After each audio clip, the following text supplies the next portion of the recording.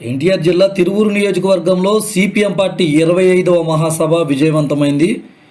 తిరువూరు ప్రధాన పట్టణం మొత్తం ఎర్రని తోరణాలతో, పార్టీ జెండాలతో నేతలు అలంకరించారు. తిరువూరు పట్టణంలోని ప్రధాన వీధులలో సిపిఎం పార్టీ నిర్వహించిన కవాతులో వందల మంది కామ్రేడ్స్ పాల్గొన్నారు. ఓవైపు డప్పులతో, చిన్నారుల కోలాటంతో కవాతు సాగింది. సభా వేదిక వద్ద నృత్య ప్రదర్శనలు పలువురిని ఆకట్టుకున్నాయి. జిల్లా నలుమూలల నుంచి భారీగా సిపిఎం పార్టీ నేతలు, కార్యకర్తలు తిరువూరు చేరుకున్నారు.